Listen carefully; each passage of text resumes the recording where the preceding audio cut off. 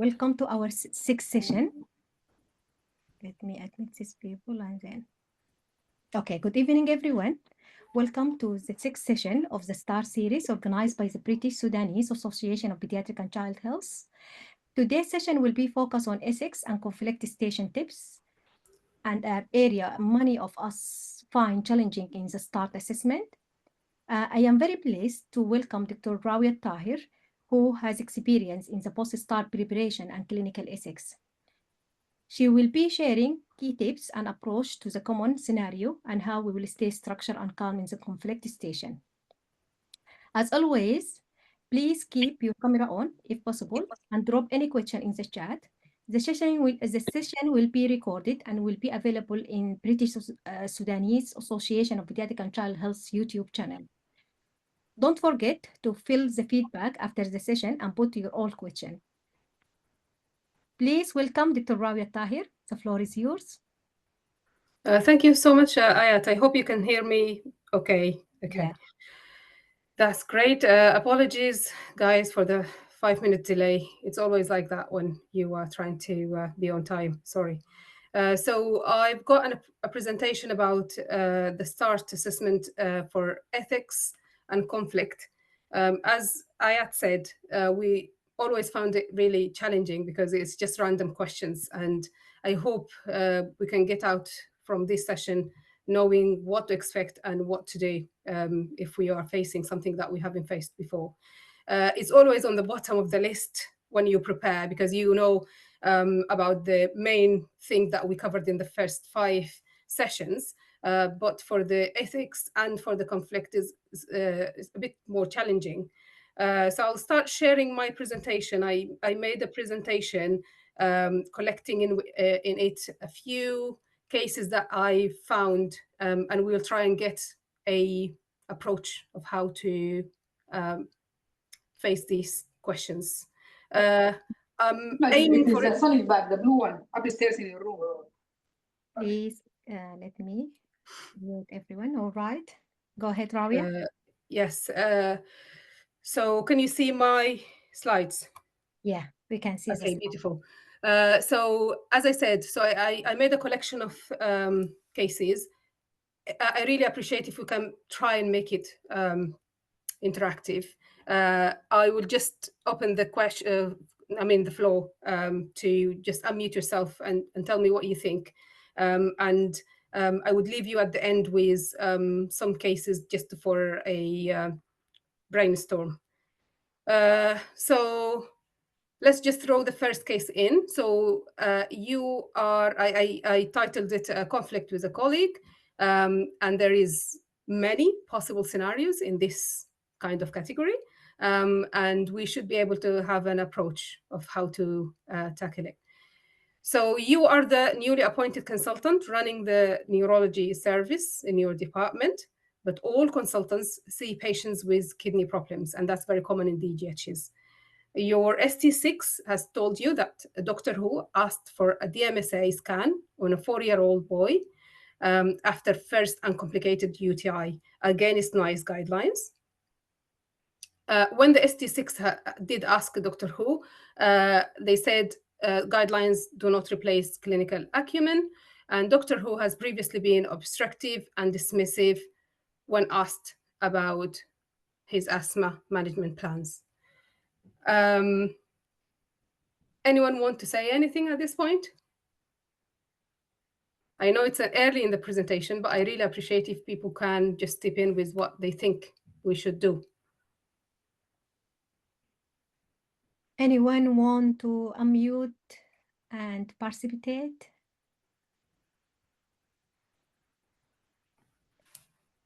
If no one, I can just say. Come on, Ayat, it's yours. I think we can start by seek more information to ask about. Yeah, go ahead, Tamadur. Is it Tamadur? Yeah. Hi, good evening. Yes, good evening. Yes, this is Tamadur. Just I can see there's a different scenarios in the same task, like talking about renal problem, then in the same time asking about the like different things, Mhm. asthma. Yeah. So I think this is not matching each other. There is this match, I mean. Okay, fine. I think the main thing here is the case that was brought to you was in the context of the renal management. But the second aspect of the scenario is to tell you that this is a pattern of what Dr. Who's normally do. So they are kind of not liking following the guidelines, basically. That's what the second part of the scenario is trying to tell you. Does that make any sense to you, Tomato?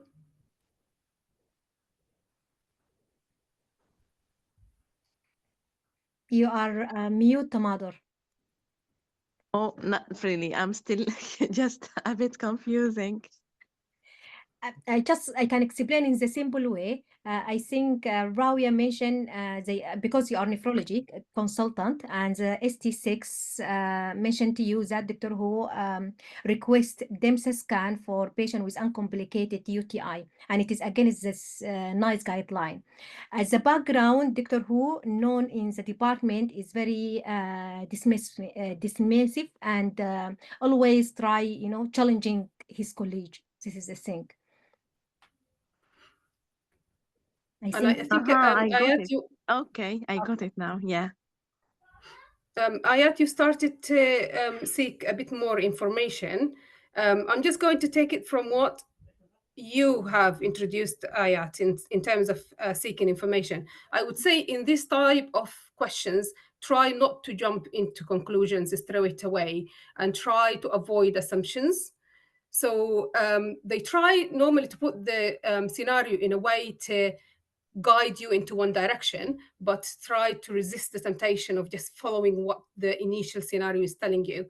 And I think I haven't given Ayat any special tips, but I think we're all aware of the acumen of seeking information, putting patient safety first or second. What are you going to do as an initiative from yourself? How are you going to escalate the scenario? And how are you going to support everyone involved in the scenario they've given you? So if you follow the spice, you are not going to be wrong at all. This will apply to through my presentation throughout all the cases that I'm going to present. And just remember, sometimes they will ask you questions outside these titles. So I have 10 or 9 or 10 titles, but again, always try and make your mind or try to make a way of thinking similar to what we're going to discuss today. And also as an extra tip, that will also work for you in your consultant interviews as well. They will try and throw you into one direction, try to resist that, try to avoid assumptions, and try to come to conclusion after you do your own homework. So seek more information, okay? Try to speak to the parties involved in the conflict separately. Obviously, providing that there is no immediate patient safety concern. Having said what is happening is in an outpatient setting, it's definitely unlikely to have an immediate patient safety concern. But remember, if that happens in the ward or in the emergency department or in any acute setting, remember to mention the patient safety as your first point of tackling the patient safety first. If you are in the similar scenario I've just mentioned, you can seek the information first. Remember, you've got two parties. Always try to listen to the second party as well. So try and get more information from the trainee. Think, are you the best person to speak to that second party? So remember, you've got a senior consultant and you are the newly appointed consultant. Always remember that you've got other consultants in the departments. You've got the clinical service lead. You've got the CD, the clinical director. So you've got other people to approach, and sometimes you are not the best person to speak to the senior consultant. Try and acknowledge that in your the seeking information part of the scenario. So try and find out. They've mentioned to you that their management plans of some other common pediatric presentations were also outside the guidelines or the recommendations from the NICE. Try and find out, has been any complaints, any data excess written against them. Try to speak to other consultants and find out a bit more about the feedback for this person. Try and see if there is any patient feedback for them. And just you can also discuss with the relevant members of the MDT. For example, if they are managing asthma patients, you could speak to the asthma nurse, you could speak to other people on the MDT, depends on what case you're approaching. However, try and preserve the confidentiality as much as possible. Once you've got that, we've already spoken about the patient safety. If there is any patient safety concerns that needs to come first. In view of the outpatient practice, as I said, is less likely to be an urgent impact from patient safety. However, if they keep doing this same practice, it might end up compromising patient safety because you are directing resources away from where they should actually be directed towards. And try and report that as immediately as possible. And as I said, this will depend on whether this is a recurring theme or that's just a one-off or 2 or 3. But if it's a recurring theme, you need to think of how are you going to escalate it. Okay. We've already mentioned about that. Find out about this consultant. Are they been here for a long time? Do they have a substantive job? Do they have, are they locum? Are they not a permanent staff? Most of the time, when the case will be involving something like working outside the guidelines, it will be somebody who doesn't like changes, who doesn't like to be updated, and they use their outdated practice. So if there are this type of people, try and challenge them in a way that will bring them back to up-to-date practice. So explore that, explore the clinical justifications. And what else might you think that's going on in the background? Because sometimes some other barriers to getting an up-to-date practice will be either cultural or personal or family related or whatever other things is happening in the background. Escalate it if you can't sort it out. Even if you can, but you think that there is a different person is better than you in talking to them, do that. Seek a second opinion from a tertiary center. So for example, if you are the renal interest person in the department, you can speak to the nephrologist. And if you are the respiratory interest person, you can speak to the respiratory consultants from the tertiary center. And if obviously, very rarely, if there is a well-founded concern about a colleague, they might be reported to the GMC. The point of escalation inside the trust will be obviously from you as colleagues, as consultants.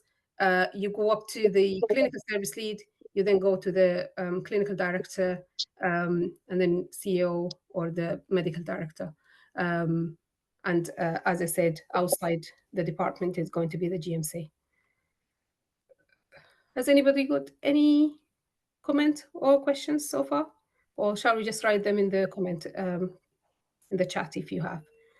Finally, remember, this person might need some support. As I said, if you are establishing the renal specialist and you are new and they never had a renal interest person in the department, maybe you are the person to try and establish teaching, training for the consultants as well as for the junior doctors or resident doctors.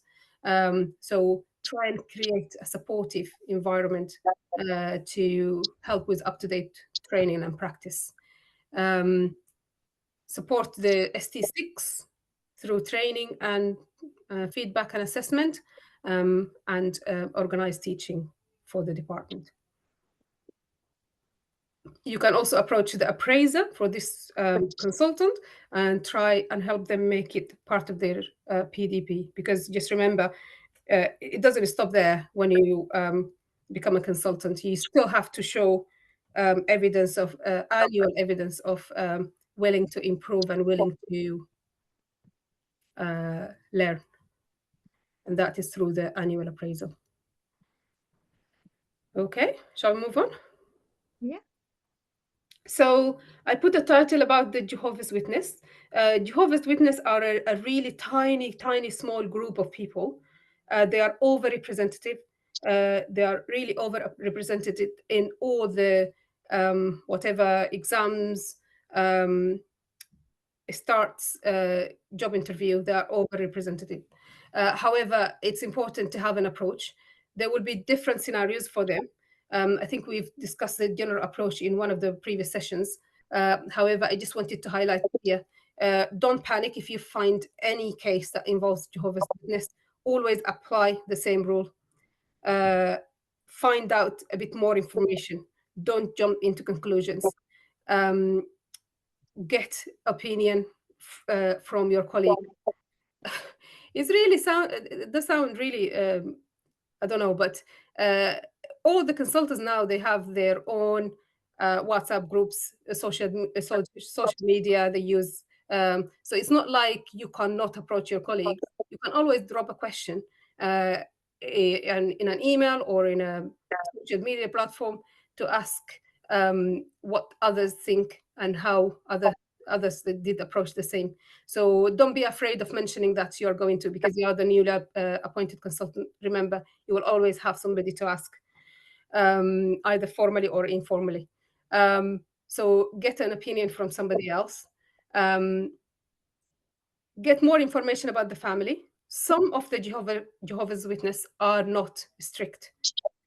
And because of the pressure from the social circle, they would like to kind of show that they definitely don't want any blood transfusion. But find about that specific family. They might not be that strict. As I said earlier, patient safety also always come either first or second. So you are definitely not going to be wrong if you mention patient safety as the first thing. And it's important to tailor that based on what scenario do you have. So if you have something like an emergency, just put patient safety first. Say that you're going to transfuse them, and then later on get a support from your legal team. You're not going to be wrong if you say that.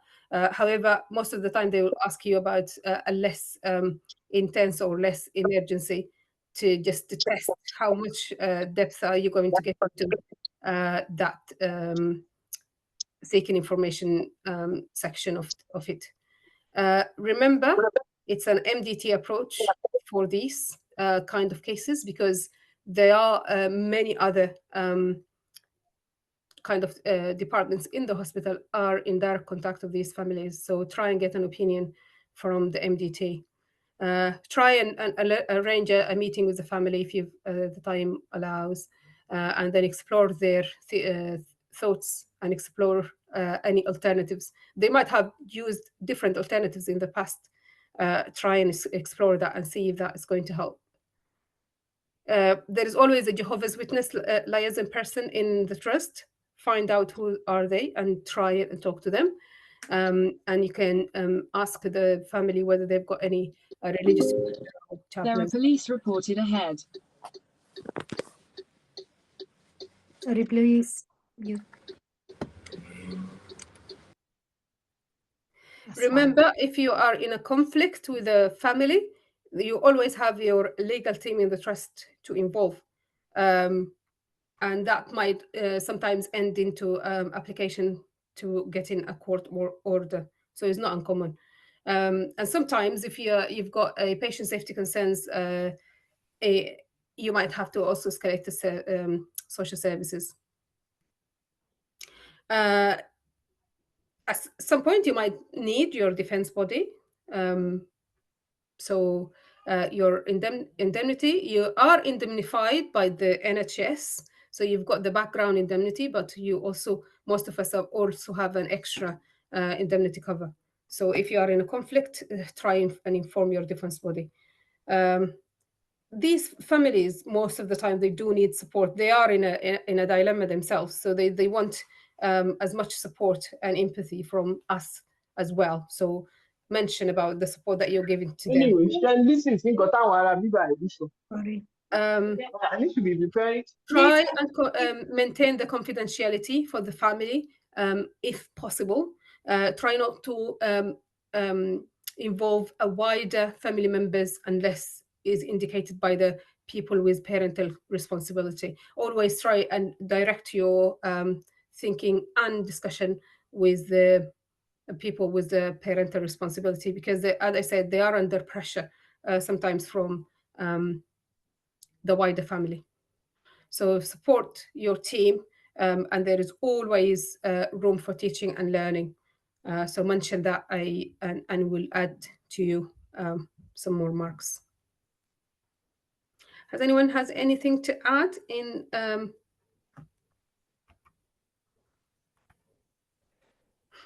or questions? Happy for us to carry on? Yeah, go ahead, because there is nothing in the chat. Lovely. So we've spoke about trainees in difficulty in the past, but remember there is always some similar kind of scenarios when trainees get themselves into conflict with other wider team members. So, and you are the either CS or ES, and it's your responsibility to try and sort out the conflict and try and support all parties. So this one is, you've got a new ST1 trainee with poor hygiene, and they are being rude to nurses. One of the nurses raised concern against them, and the trainee then accuses the nurse for bullying. So how would you go into manage that? Again, so you're not going to be wrong at all if you try to get more information, because whatever is written on the scenario is going to be from either one party, or they will keep some information for themselves to try and find out whether you're going to have that detective approach to finding out. So again, consider, obviously you're the ES for this trainee, but do you need help from somebody else when you meet with them, either together or delegate that to somebody else? Because sometimes there will be some barriers to discussion, especially if it is that type of sensitive discussions. The patient and staff in this case, the safety for everyone is paramount. It is a bit odd, but it is there in the question bank that they have poor hygiene. Does that mean we need to be concerned about the safety of the patients and for the staff? Do we need to get any guidance from infection control? Are they posing any risk for spreading infections or something like that? Is it definitely a hygiene problem? Because sometimes, I mean, different cultures have different things. I know some trainees got themselves into problems for not being, for example, bare below the elbows, if that is a religious or cultural requirement for some groups of people. Or I know some religious group have something like a bracelet that needs to be there all the time. Sorry, excuse my ignorance about what they call it, but it is something religious related, and they wouldn't take it out, and it is a risk for spreading infection. Is it that type of conflict? Is it that type of practices that is normal in certain cultures and in certain religions? Find out more, what do they mean about poor hygiene?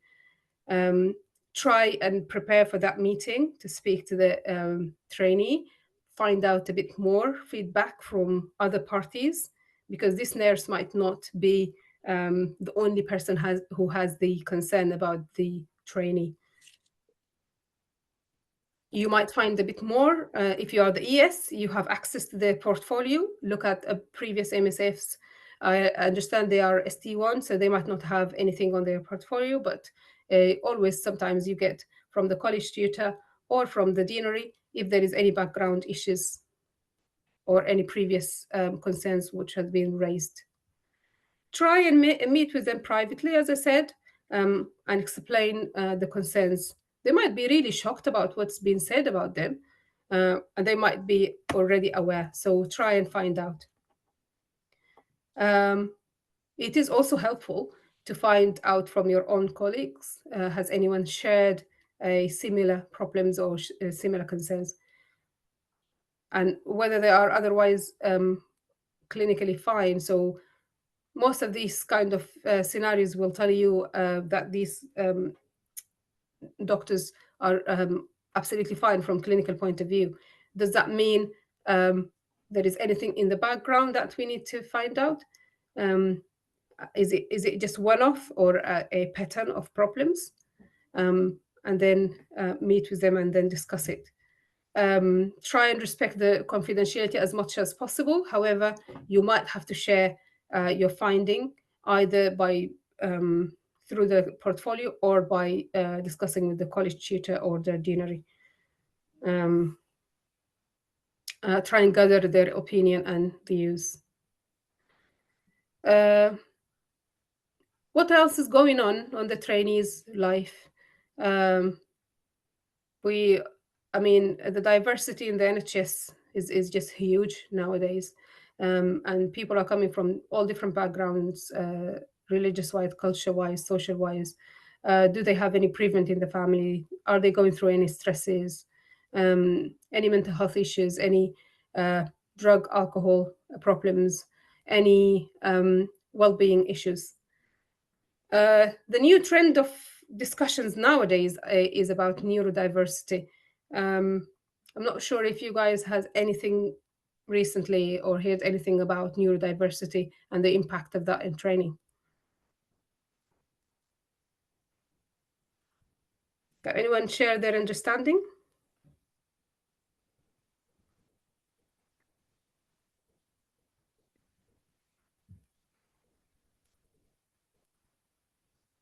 It was part of the training survey recently, GMC training survey. Do you consider yourself neurodiverse? And then, And what is your understanding of this?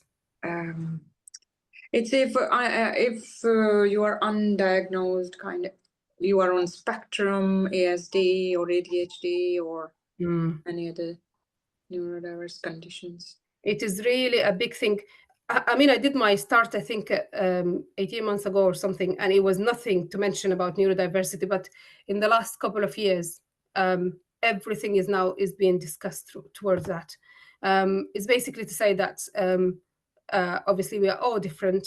Some of these differences now is being recognized and is being categorized into certain, as you said, spectrums of certain conditions. It might give some trainees a more challenging time to try and stick into certain guidelines or certain rules that we apply, and people are different in that. So we need to recognize if a certain trainee, it might not be just a trainee, it might be a consultant, it might be a GP.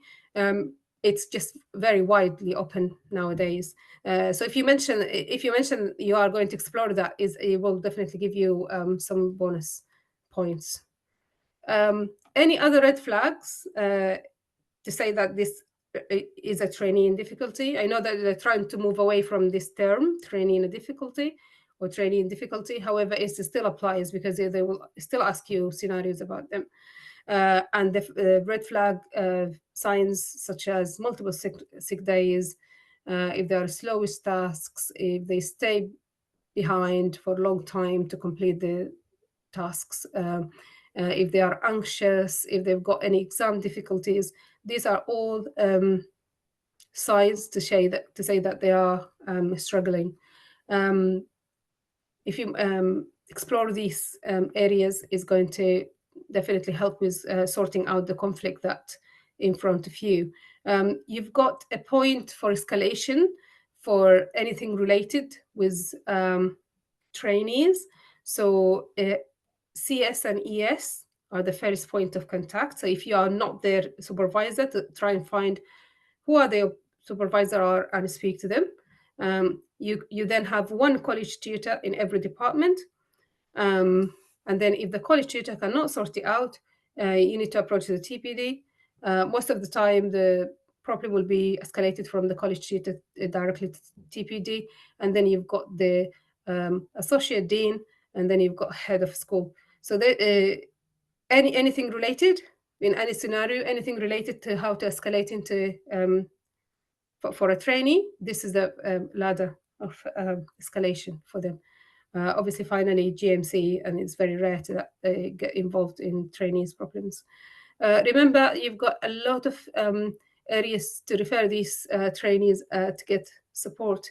So PSW, their GP, their occupational health,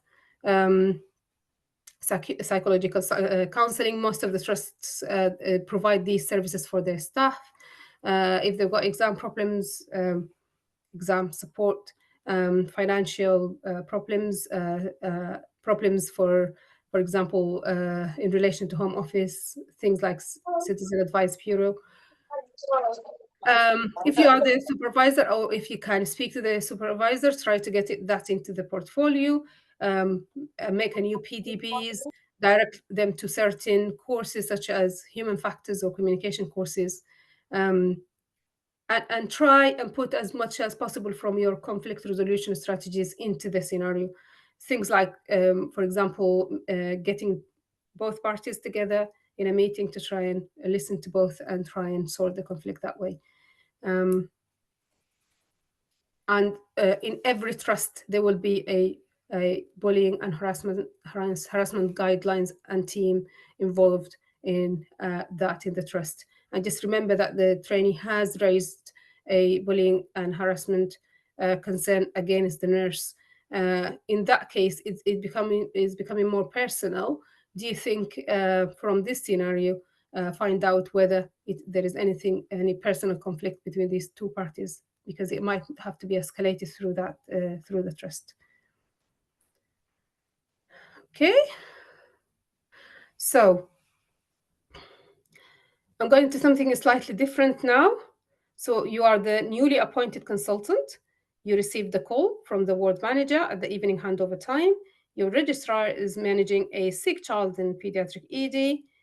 There is a teenager in the ward that admitted with mental health issues, who is being aggressive and threatening staff and parents. I mean other families. One of the families in the ward wanted to self-discharge because of that, and the nurse is concerned. How are you going to manage that? So you had a phone call from the nurse. Anyone wanted to share their initial thoughts?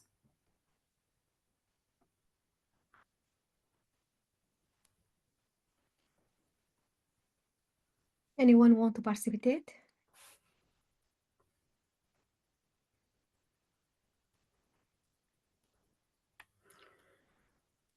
Again, it's a similar kind of thinking, because you're hearing this story from one side, the nurse who called you. You need to find out a bit more information about that.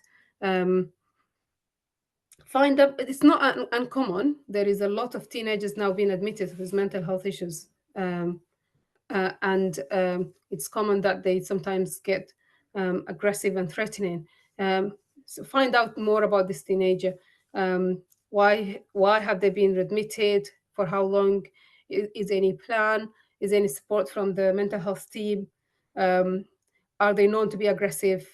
And what had provoked their aggression? You might be able to sort that out if you know about information about this teenager. It's very challenging because you've got a lot of patient and staff safety here. concerns that needs to be paramount. And this is an acute setting, so that needs to be really early in the sorting out this conflict, is to make sure that everyone is safe. When I faced that in a real time in the past, they asked the ward manager to get the security in, security members in. Most of the wards have kind of locking the doors, the main doors, because you don't want anybody escaping or leaving the ward without permission, in terms of the aggressive child and other children. So there is always the risk of absconding. In these kind of scenarios, I would say consider, or at least mention that I'm going to think of coming to calm the situation out. There is a lot of safety concerns here for the teenager, for the other families, and for your staff. So it's ideal that you are present, especially that they've nudged you to say that your registrar is busy and they cannot help. So it's a reasonable reasonable thing to say that they are going to come to help calming the situation. So it's not always the sick children that will bring you as a leader, as a leader for that shift. It is sometimes things outside of the clinical problems. Sometimes you have to come in because there is no beds, and you can't find any beds in the region. So you have to come in to try and speak to other parties and sort that out. So it's not only when they call you for a sick child. So offer to come, and that will give you an extra bonus. As I said, think about this teenager. Do you need to be on the phone to the crisis team? It is called different things in different regions, but it's the outreach team for mental health crisis. So it's in West Midlands, they normally call it the crisis team. So it doesn't matter who they've been called. It's just what the job they're given. It's initial advice in the emergencies, in the mental health problems. There will be certain contact numbers to use. Sometimes they've got an on-call psychiatrist, and they will give you advice over the phone. Sometimes you have to section the child, or you might have to use certain medications to calm them down. There will be escalation plan for different children. So try and find that out. Counseling, do they need to be transferred somewhere else into a tertiary mental health bed? Now, when you come, you might also have to speak to other families. You might have to offer support. You might have to refer them to PALS. So it depends on how the situation is going, which direction. So you need to support your medical or nursing team. You support the other families. And also you need to remember that this teenager also needs special support. You might be helping by speaking to them. You are the most senior person in that situation. So speaking to them might also help, because they might get fed up from the waiting. They are waiting in the ward and they don't know why they're waiting for. So maybe if you speak to them and explain to them, we're waiting for your comms team, they're coming tomorrow to speak to you, and things like that might also help with calming down the situation. And again, in this scenario, it's not only the medical and nursing team. You've got a wider teams also involved. So by the time you are there, the security personnel are already there, the health support workers are already there. Maybe you have to speak to the on-call manager, the site manager, to tell them about the security concern. You might, if there is a risk of absconding, for example, or risk of involvement of the public, you might have to speak to police. I remember a similar case when I was a registrar, and the teenager who was aggressive inside the ward, they had access to their phone and they were texting another teenager who was outside the hospital premises. It was just a bit chaotic. So we ended up calling police for that other teenager and the security for the teenager inside the ward. So, I mean, it's not uncommon. I'm just going to take you something slightly different. So this is the clinical challenges, termination of active resuscitation. So if you got a child who's admitted overnight with complex need and they have respiratory failure, the current ACP plan is for full resuscitation. You are in a DGH, so the adult ITU consultant think they need to be intubated. You might disagree with that, and you think we should not intubate them and try and palliate or redirect the care. What is your approach of managing the situation as the incoming pediatric consultant in the morning? So approach to that is to obviously find out more about the background. The ACP, you need to find out whether the ACP has been recently updated. Is there any ceiling of resuscitation on that ACP? What is the expectations from the MDT? And if I know this child has got a complex background, but some children with complex background, they are very stable. So you need to ask yourself the question is, 24 hours ago, did anyone expect this child to die? If the answer is no, it might be reasonable to intubate them at least until you find the time to kind of update the ACP.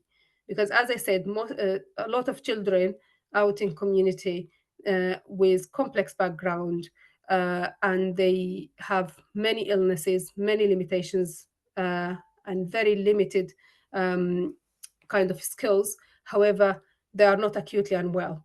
And when they become unwell, you need to think, especially if the ACP is for full resuscitation, it might be reasonable to give them some intensive care, at least until you are able to have the MDT approach to discussion with the family. So find out a bit more what happened overnight, what resuscitation did they need, APLS followed, all the reversible causes that have been thought of. For example, they've been given antibiotics for infections. We've looked at all the risks of hypovolemia, of electrolytes imbalances, of acute infections. So all the reversible causes have been thought of. In this case, there was no safeguarding concern, but you need to ask yourself that question, is any patient safety concern? If you gone through all this, you might have changed your opinion yourself, and then you might agree with the ITU consultant and agree to intubate and provide intensive care until you find a bit more regarding the discussion. So in the earliest possible opportunity, try and get an MDT meeting with the family. Some of the cases you are going to provide intensive care in an adult ITU. I've seen that happening before, until you can get all the parties together. Or you might be wanting to escalate it to your pediatric intensive care outreach team if you are in a DGH. Again, it is being called different things in different regions, but it is kids in West Midlands. So get an opinion from kids. They might want to come out and help you.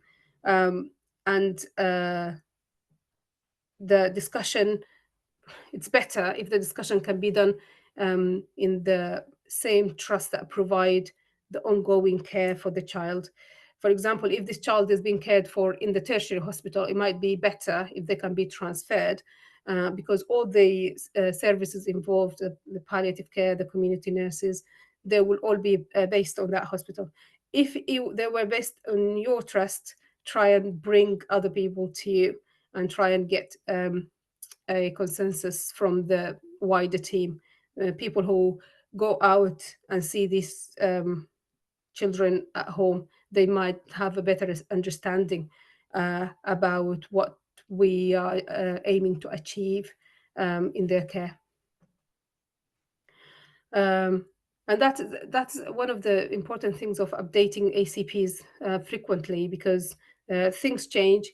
some children start off very sick, and they might not be expected to have any great life at all, but things might change and they develop more skills and things like that. So maybe updating the ACP in a less of acute setting would be helpful to suggest. Again, there is dedicated palliative care teams nowadays in most of the tertiary hospitals, so try and get their opinion. I mean, some treatment teams as well sometimes are engaged with the family. Once you've sorted out the acute situation, try and offer family support. Try and offer somebody who is always with the parents to try and speak to them throughout the situation. And then also think about your team. Think of arranging hot debrief for your team and offer opportunity for learning and assessment for your doctors. One more different category I found in the question bank. It might be some conflict of interests. So you are the newly appointed consultant. You are always the newly appointed consultants, by the way, in the first 6 months of your job. In the start, I mean. You find that a DATEX has been submitted against one of the ST4 registrars when they made a prescription error. They've put the timing of the gentamicin wrong and the patient had received a dose too early. You notice that the governance lead files the DATEX as actioned without investigating or discussing it in the risk management meeting. You later found out that the governance lead and the ST4 are dating. So discuss your approach to managing the situation. I would say, again, try not to jump into conclusion just once you've read it. Ignore it for a few seconds when you first face your assessor. I mean, don't forget the details mentioned though, because there will be some important details mentioned. Always go back to it, but widen your introduction to the case. So I would say, this is what information I have now, but I need to find out, is this correct or not? It might not be correct at all. Somebody just wanted to or assumed that they're in a relationship and that's why it's being dismissed. So say that you are going to find out a bit more about this DATEX. In most of the trusts, there will be a DATEX online system. Go and read it out. And in most of the trusts, there will be a policy of how to manage DATEXs. There will be a governance nurse in every department, and there will be a governance lead from consultants. So speak to these people and find out if this is being discussed or not. In this case, the consultant was the governance lead, and as I say, there will be another member of staff always for the management of risks in the hospital. So maybe ignore that consultant, go and find out from the governance lead nurse and ask her about that specific DATEX. If you are thinking, I am a very new consultant here, I even don't have any management role yet, because they wouldn't give you any management role in the first 6 months. And that other consultant is the governance lead. I'm sure they have been there for a while. Are you the best person to go and ask them? Maybe get help from somebody else in the department. Maybe speak to the clinical service lead and ask them, this is what is brought to my attention. Do you think you are able to speak to your governance lead and find out a bit more? As I said, you can approach the trainee and ask them, but also you can ask their CS or ES to speak to them and find out about the DATEX itself. Is that first-time error? Is anything personal or social in the background for the trainee? Is it one-off or multiple concern about this trainee performance? And don't forget the patient in the middle of this scenario, making sure that the the safety of that patient is being looked at. The acute approach to the ERA has been looked at. Whether they need the gentamicin level, whether they need a different prescription for a different antibiotics, whether they need use any bloods checked, and whether they need any follow-ups. And has the parents have been explained to due to FGANDA? Is there any significant case here for an RCA? And then after mentioning that, go back to the scenario and speak about how are you going to escalate it. So if it's proven there is a definitely conflict of interest there, it might need to be escalated into disciplinary action. As I said, the ladder for escalation for the trainee is always going to be the CSES, TPD, AD, and the head of school, but also think about your own consultant colleague, because they will have a different escalation points. So the service lead, the clinical director, the HR.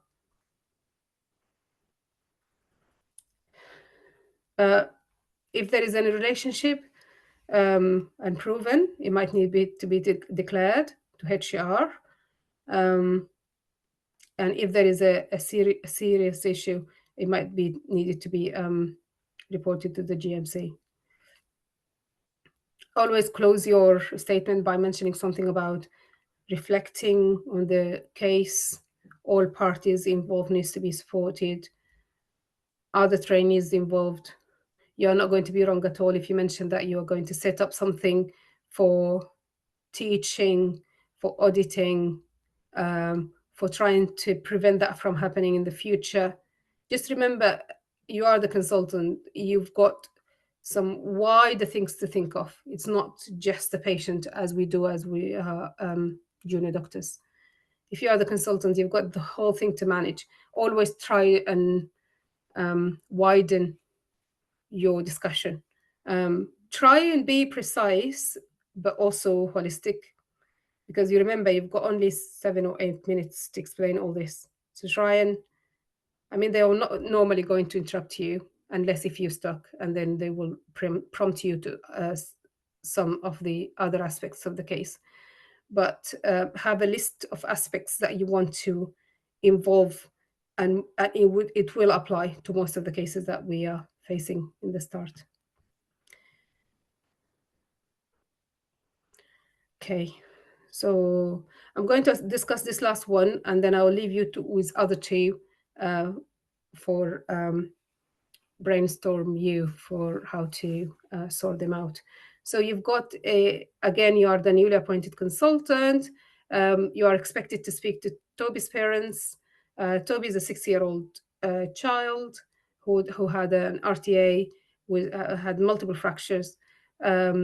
He's been now intubated and ventilated. He has a hemorrhagic drain, hemorrhage drained by a neurosurgeon. And they are now confirmed brain stem dead by 2 consultants.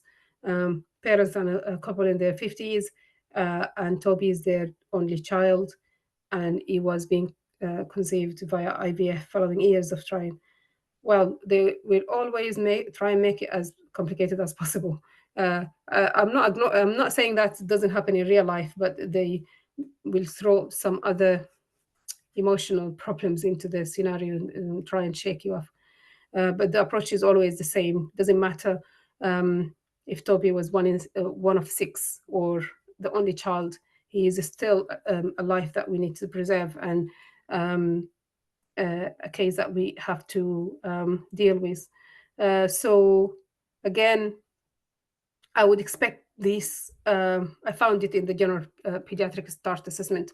However, I would expect this one to be more of a PEM or intensive care trainees. But as I said, the approach is still the same. I think the key for this case is to try and think as an MDT approach. It's not a one-person job at all. Even if you are the intensive care consultant, you are still need your team around you, because that's not an easy decision that you are taking. The child, it sounds like they've been stabilized. They are currently in intensive care. They've got all the intensive care given. However, you need to make the decision forward, to take it forward regarding, are you going to carry on providing intensive care, or are you going to reorient your care into palliation? And as I said in the one similar to this one, get your MDT consensus into the case. What other leaders of your team are thinking. The PQ consultant. You might be the general pediatrician who is the liaison person for the case, but you've got a TNO consultant, you've got a neurosurgeon, you've got a PQ consultant, you've got a palliative care consultant, and you've got a bereavement lead. So try and get the opinion of everyone. And try and find out what happens to this point, what is already being communicated to the family, and then try and set your MDT and speak to the family. Try and put things in place to make this a very good meeting and a very good experience for the family. It will never be easy for you or for the family, but remember, you can only just give this family the facts. You can be empathetic and sympathetic, and this is the best way of providing it, but that will not change the fact that, for example, Toby is likely to die. So they have to face the reality, but try and make their experience as good as possible. Get a support for them throughout. Establish what they know already. Listen to them first, then be clear and honest, and then pass what the opinion by the MDT has been. And then give time for the parents to digest. Has any of you heard of Martha's Law?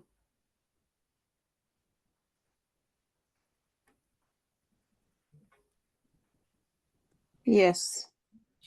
Yeah, tell us.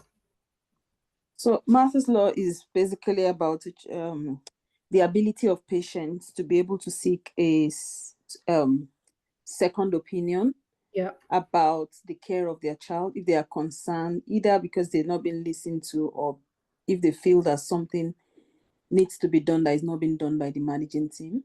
Yeah, beautiful. And remember, that is still under the NHS. Most of the trusts now are adopting Martha's Law by setting a line and a point of contact for the families to approach your trust and ask for a second opinion. The second opinion, to start with, it can be from within the department, but it can also be from, external to the department and external to the trust. So all the families now are being told the contact number that they need to speak to if they are in disagreement with the managing team. Ideally, in the ideal world, we are offering them to speak to us, and we're trying, obviously, to avoid any conflicts, but that doesn't mean sometimes that will happen anyway. So at least I would say in my trust now it is being activated, and it has received few referrals. So be mindful of that, and also be mindful, obviously, if you are in a conflict with this family and the disagreements. I'm sure you heard about some of the high-profile cases in the media when a major disagreement between the family and the health professionals thrown a second opinion in, and again the family is still in a dispute, and the whole thing will end up in the court. So you can't avoid that from happening, but you try your best. In this case, there was no safeguarding concern. As I said, for in initiation-wise, try and discuss the process of the reorientation of care with the family. And again, it might not be the job for a general pediatrician, but bereavement, memory making, improving the experience of the family, the cuddles, the private time they spend with their child, the organ donation, the post-mortem, the faith support. These are all in place in most of the trusts. Just you need to approach the appropriate teams. As I said, at the end of this case, it might end up in a legal dispute, but you try and provide everything you can. At the end of these kind of high complex cases, if you face any, you need to think about the wider support for your team. You need to think about your hot and cold debrief, so the immediate debrief and the debrief after. You need to think about your learning and teaching opportunities for your medical and nursing teams, the reflections, the LSE, SLEs, and any teaching sessions that you want to adopt. Okay, so I'm going to leave you with 2 scenarios. I'm happy I had to share the whole presentation with whoever is interested. And just if you apply the same approach, you are not going to be wrong. So this is a patient confidentiality case. You are the newly appointed consultant, and the ward clerk approaches you to tell you that they saw one of your 14-year-old asthma patients in the street out at the weekend, clearly drunk, smoking drugs with a group of older men. How are you going to approach the management of this case or the sorting of this case? And the last one is a property concern. You are the newly appointed consultant. You've been approached by one of the midwives. She had a lady who was delivered at 22+4 preterm baby, who was the lady was a friend of your on-call registrar, who was in attendance of the delivery, and the baby died shortly after. The midwife say they definitely hear the initial heartbeats. Therefore, it's not a stillbirth, and the birth and death certificates are going to be required. However, the doctor told that the baby was a stillbirth, and therefore only the certificate will going to be issued. The parents are already arranging the funeral, and then they wanted the death certificate immediately after. And how are you going to approach the case? Okay, that's the end. Any questions, any thoughts? Thank you so much, Rawia. This is very helpful and session and practical tips that we needed in the start. Any question, please unmute yourself and feel free to ask.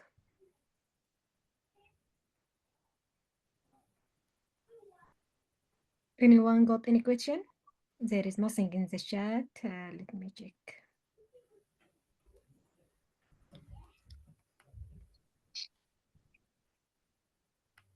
I think, thank you very much. Yeah, I think it's very useful from start point of view. We are still in process of preparing.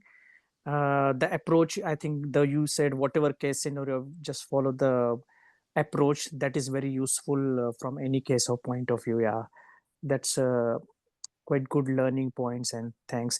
Maybe you'll be sending these slides. Is it okay? You'll be sharing the slides? I don't have any objections yet. Please share them.